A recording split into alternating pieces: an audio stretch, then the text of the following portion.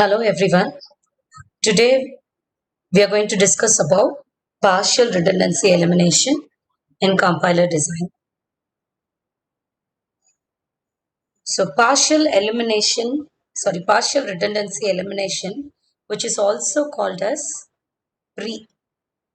So let me share my slides so that you will be able to see.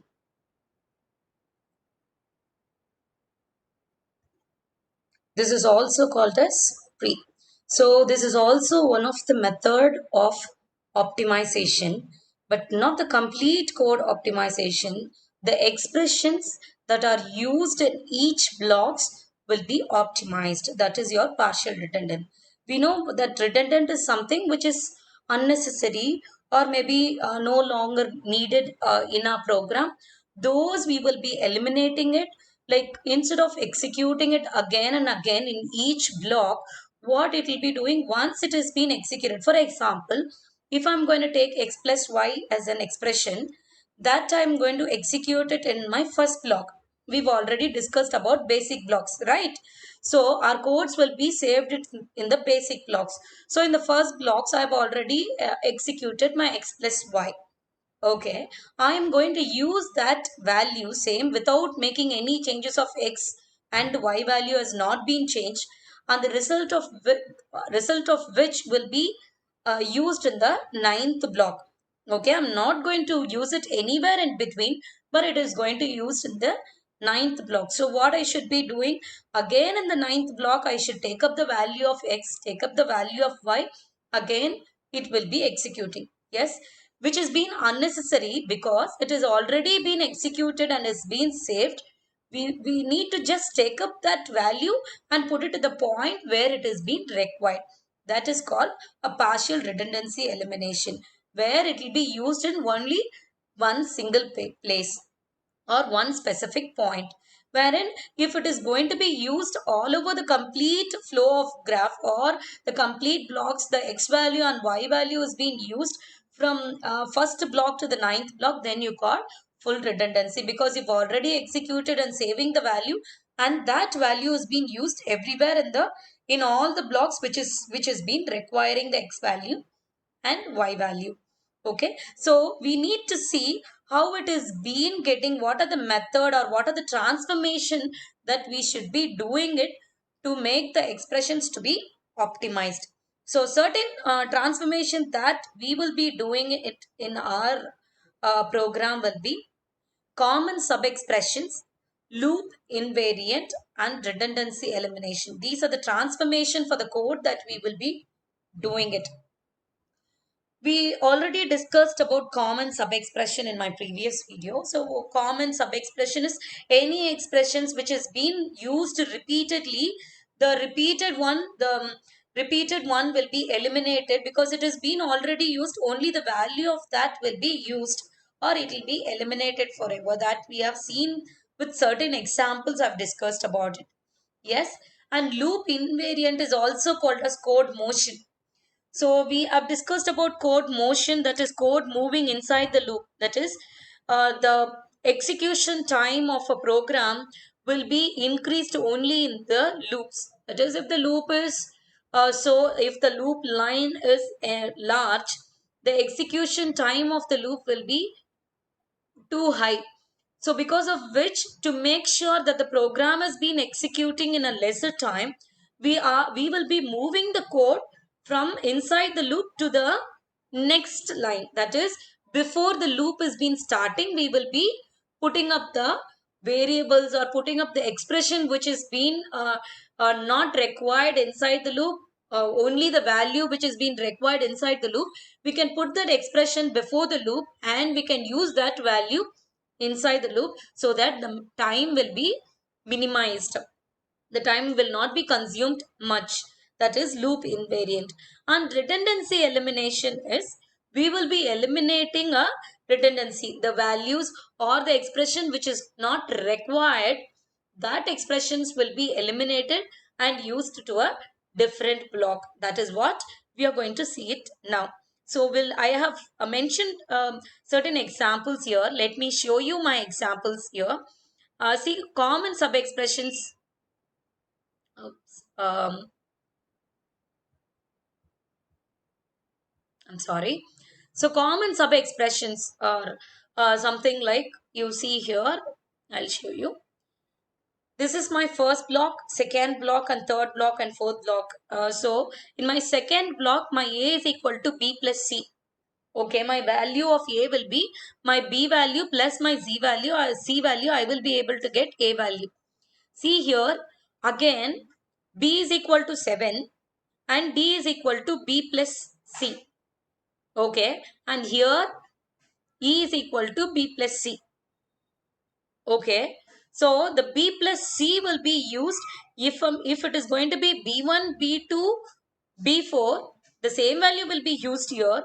If it is going to be B1, B3 and B4, the B value, the same B plus C will be used as D. Correct? That is what here we are going to see it. See here, my B is here.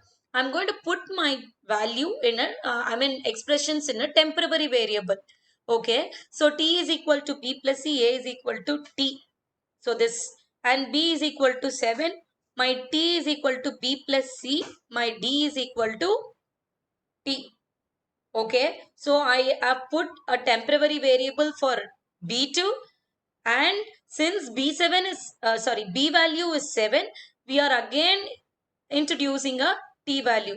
Even if it's going to be from here to here, I don't have to execute it in B4 because my partial redundancy is going to be in B4 because this is the one which is going to be executed. Even if I come from this side, I'm going to take up only this loop. If it's B1, B2, B4, anyways B plus C is already executed. Again in B4, I don't have to execute it, right? So my value will be like once it is being executed, it is there in the temporary variable, and the temporary variable can be used in B4 because I don't want it to execute it. If I execute it again, the time will be consumed. So I am reducing that. And if you see it here, my B value has been increased here. My D is equal to B plus C. So even that I'm going to change it as T is equal to B plus C, D is equal to T. Okay, even my loop is going to be B1, B3, B4. Again here B3 and B4 is going to be my partial redundancy. I don't have to execute it again. Here it will be executed and that will be used here. For that purpose, to minimize the time that we will be using a temporary variable, since this is what we call it as a common sub-expression that we will be eliminating. Okay, this is the example of common sub-expressions. Then loop invariant. Loop invariant, that this is also called as code motion, since we discussed in the previous session, that I will explain you with an example. See, so here A is equal to B plus C, which is an loop ongoing. Like we can take it as a while loop. Until it is true, this will be executed. Until if it goes false, it will come out of it. Correct? Instead of that, I can take A is equal to T. Like I know the true value. Invariant is something never changing. That is the loop which will never change the value of it. Even if the condition is going to be false, the variable will be true. The value of the variable will be true. That is what the condition is. Correct? That is what the invariant meaning is. Correct? So the loop invariant is A is equal to B plus C. So what I'm going to do, instead of me putting the complete expressions in the loop, I'm going to take my B plus C outside the loop. Just before the loop, T is equal to B plus C, A is equal to T. Whatever the value that I'm going to put, I'm going to put it here. This is loop invariant example. The next one is redundancy elimination. Redundancy elimination is we have to eliminate the one which is unnecessary, which is been or which you are not going to use it for so long, only for the purpose of exception that you will be giving it. If suppose the person gives some other value, what will happen? That is called the exception, is correct. We will not be knowing what it is going to be, but we will give some exceptions for that. So here you see here B1, B2 is equal to B plus C. B3 does not have anything, but my D value is going to be B plus C. If my B4 is going to be redundant if it is going to be B1, B2, B4. Correct? It is already the value of B plus C is there. I have executed and it has been saved. So I can create a temporary value for that is the duplication of that will be created in a temporary variable, and that will be used in B4, right? But if my loop is going to, if in case of exception, what if that's the case, if my loop is going to be B1, B3, B4, I need to again execute B3. Again, the value of B plus C I should be executing, which is unnecessary. So what it will be doing, it will copying the value or it will be moved to B3. How it is moving? By creating a duplicate value or by creating a temporary variable and duplicating into B3. Okay, T is equal to B plus C and A is equal to my T. And for that temporary variable, I'm creating a duplicate of my B2. I'm creating it in B3, wherein here I don't have to execute it. This is one condition for redundancy elimination. There are other conditions also. I'll explain you when we go further slides. But for now, I'll tell you the basic method. See here. So if the loop is going to be this side, no problem. Since B4 is redundant, from B2 it will take off the value. If it's going to be the next line, next way of B1, B3, B4, again B3 has to be executing, which is unnecessarily B2 is holding some value. Correct? So what it is doing, it is just copying the value to B3 so that in a temporary variable, and that temporary variable will be used in B4. This is redundancy elimination to make sure if this case will be used if there is an exception. Okay, that is what I have mentioned in this PPT. If you go through, you'll come to know about it. So this is for common sub-expression that I've explained it. And this is for loop invariant I have explained. And this is for partial redundancy expression that I've explained. Okay. So the next one is, so this is what usually you might be asked, can all redundancy be eliminated? No. You cannot eliminate all the redundancy, all the useless or unnecessary codes. You will not be able to eliminate it. When it is required, you should be eliminating it, or you cannot just move just like that. For you cannot just duplicate it from one block to the other block. We need certain methods to move it from one block to another block, that we will be seeing it here. So if I'm going to move that, copy it from one block to the other block, it might change the flow graph. So because of that, what we need to do is we need to create a new block for it. If we have more than one, if it is having more than one successor, or the redundant is having more than one successor, and the node which is having more than one predecessor, we call it as, okay, sorry, that is how it will be, that in that specific time that we will be eliminating redundancy. We'll see the examples for that also. um, so that is what I've explained here. You see this example, how do we eliminate the redundancy? See, for that we just moved from, see here, we just moved from one block to the other block, we've told. Yes, because it does not have any other successor, and the redundant does not have, it has two predecessor, but this one does not have anything. What if suppose if B3 is having another block like B5, if it is having, how do we know that it is going only to B4? Why not to B5 it is going? Why not we can think like that? If we want, if we are in that situation, if the node, or you call it as a critical edge, from node B3 I wanted to copy it to B4, this edge, that the beginning of the B3 and the edge of my B4 should have a value that you call a critical edge. What the critical edge will be doing is, it will be creating a new node, and that node will be holding when the B3 will be having more than one successor. Okay, let me show you that example. See here, my block B1 is going to B2.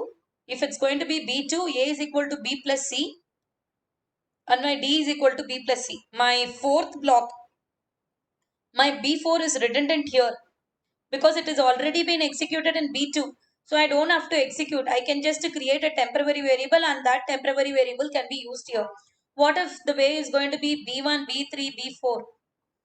But see, my B3 is having two successors. My B3 is having two successor. So see, since it is having two successor, what it will be doing is, just a moment. See, two successor, because of which we will not be able to move it just like that. We will not be able to create a temporary variable here in B3. If I create it, the same value will be going to B5 also. That will affect my complete flow graph. Correct? I just wanted only for B4 because my B4 is only one which is a redundant and the path that it has been choosing is B1, B3, B4. So what it will be doing is at that point, at that situation, it will create a new block if it is having two successor. Sorry, if B3 is having two successor, then it will be creating like that. For B4, we have two predecessor. B2 is also predecessor. B3 is also predecessor. If it is just a one, if for B3 is having only one, it will go directly. But the successor is two for B3. B4 as well as B5, right? So B3 has to take a decision. So it will be creating a new block and that block will be holding a temporary variable called t is equal to b plus c. That value will be saved in B6 and then moved to B4. Now you see, it will not, even from B3 I will be able to go to B5. My flow graph will not be disturbed since I have created a new block called B6. Okay, even by like this we will be able to eliminate the redundancy. Okay, so we'll see one more example. And the other method of solving these things, we call it as lazy code motion. So for having a lazy code motion, that we should be creating an anticipation of expression. What is anticipation of expression is, we should be creating or we should know where exactly the expressions will be used. For example, before I should proceed my flow graph from top to the bottom, I should be knowing where are those expressions, that redundant expressions will be used, which are the blocks will be using that specific. For example, I'll tell you, x plus y is being used in the first block. The next block which is going to use the value is going to be b5. Okay, and the next block which is going to be used will be b7. And the next block which is going to be used is going to be B9, which is the end you call it as. Okay, so 1, 5, 7 and 9. These are the four blocks which is going to be using the redundancy continuously. Okay, so what we do is, we should be tracking the anticipation from bottom to, that is backward things that we will be doing. Backward flow, that we will call it as here I have mentioned forward flow and backward flow problem, that we call it as. So in anticipation from end of your problem, that you should be thinking, so this is, if this is going to be my output, what will be the next step? So which is the block which is going to be used? So what is this, what is that? So we will be like moving from the down to the up, that we will be going off, and we need to know what are the expressions that will be repeated. Okay, that we should be finding out. That is called anticipation of expression. Once that has been found, you should be holding, first we should be executing it, and then we should hold it in a temporary variable, and we should keep it in a postpone block, we call it as. See, this is the diagram that I'll show you. See here, so for having a lazy code motion, first thing you should be creating an anticipation of expression. Here my anticipated expression is B5, B3, B6, B4, B7. Why? Like it will be going like this, as well as these are the these are the blocks which is using the value of b plus c. Here again it is using, and here again it is using. So these are the anticipated blocks. From down I have calculated it.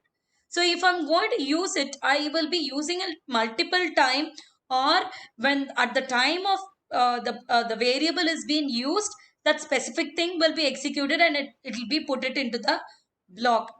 Correct? So what I should be finding out, these anticipation, these are the blocks that I'm going to use it. Okay, initially my postponable block will be empty.